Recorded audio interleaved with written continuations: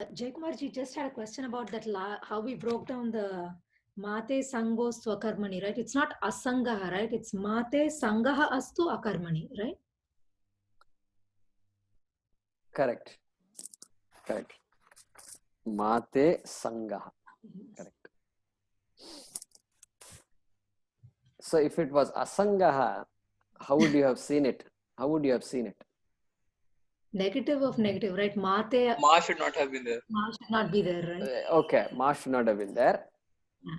And script wise, what would you have seen? Oh, the Avagraha. Avagraha would have been there. And what Sandhi would have taken place? Purvarupa Sandhi. Purvarupa Sandhi. Good. Yeah, Sangaha. Attachment to inaction. Sangaha and Akarmani. So Akarmani, Astu and Akarmani, there is a Sandhi there. So it became Astvakarmani. Yeah. So Aniruddha, go ahead. Namaste, Guruji. So in the, when we talked about subject to space and time in violation as the definition of Satya, very beginning, right? So that kind of assumes that space and time are inviolate. But now, or at least the physical concept of space and time that we are used to in our, daily lives. But what scientists are finding out is that time is not inviolate. It is different for different people. Time is turning out to be relative, at least in the experiments that are being conducted at the micro levels. Space is not inviolate because space seems to be affected by gravity. It curves and everything else. So clearly the prosaic definition of space and time, and what is the, I guess, what is kind of the frame of the definition. We have to perhaps reconcile them and understand better. That was what I wanted to sort of, I guess, submit to you and talk about. Yeah. Yeah. So clearly, space and time are big topics in physics and in science. Not in all sciences, of course. In particle physics, quantum physics. And, yes. It's a big topic. The fact that it is a topic shows that space is still being understood. Time is still being understood. There's an attempt to understand it completely. And so, yeah, space is curved like that, they say. And various ideas of time are given. So, we are not denying any of that. Look at the beauty. We're not denying any of what scientists say.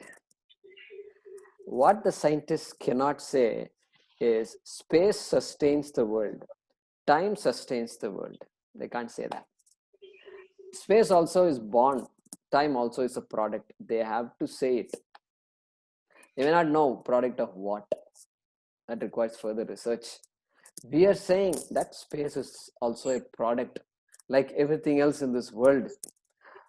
Time is also a product like everything else in the world. Time is there. Time is mithya. That is what people say. Yes. That is the recognition we want here. Yes. Correct? Yes. So therefore, we are not. That is why Vedanta and science are great friends.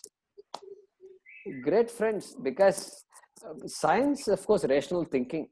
So we don't have we love rational thinking, and Vedanta stretches that a little further. And that's why science also doesn't have a problem with Vedanta.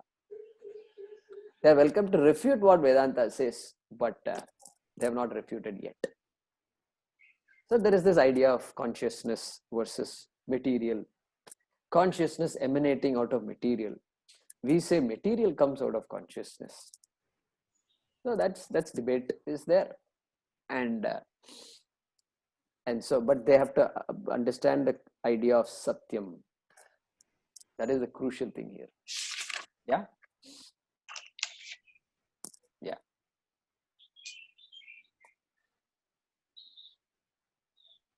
Jaykumarji.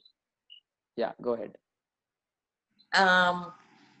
in this sloka, Krishna is also emphasizing the bhakti. Yeah. So, yeah, definitely. I mean, Krishna has obviously not used the word bhakti, correct? Not yet. And Right. later on, he's going to talk about bhakti and things like that. Bhakti is important. So this sloka, the idea behind action and result is talked about. Idea behind action and result, and that vision that Ishvara is all pervasive. I am what there is in this world. There is nothing other than me. That is being said. So it leads to bhakti, but bhakti is not specifically talked about. Oh, okay. Yeah, it leads to bhakti. Thank you.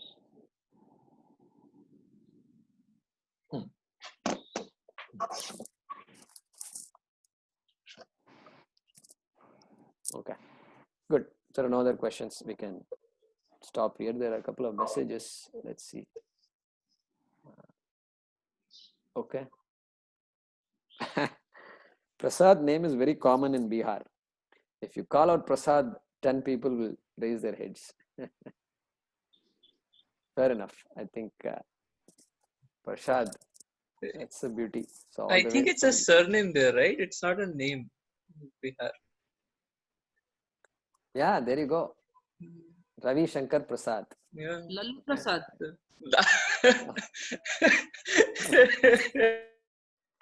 Lalu Prasad. Yeah. Actually, Lalu Prasad is Krishna Bhagwan. You know, the baby Krishna is Lalu. Yeah. The Lalu, Prasad Lalu. name was an important thing. Prasad is Krishna Bhagwan's Prasad. That's what his parents intended him to be. Probably. So even in South we have long names. Rajanaga Prasad. And then so names, big names. My name is also Shiva Prasad. Surya Narayana Prasad. So as though one name, these days everybody wants short names, you know. In America especially, they're very careful when they name their children. They analyze all these names, and sudden interest in our Hindu culture comes. And what is the meaning of these words? Jakumarji, what is this? What is that? And so sudden interest. What happened? And then choice is not easy also, because it cannot be too big also. There they cannot pronounce all these names. So it has to be small, nice. And Surya is okay. Surya Narayana, okay. Then what? Surya Narayana Prasad. Oh my God. So it goes on like that. Very common in our culture to give names like that. And you can call a person any way you want. Finally, then neither Surya nor Narayana sticks. Lallu and Pappu. This is what sticks, right? Chinnu, ekkada unnavu nuvu? Ekkadara? You know, this is what we say finally. Chinnu, he became Chinnu after all this struggle, all these debates. So, but still, there's a beauty to that. Good. So let's conclude with this. Om Namo Bhagavate Vasudevaya.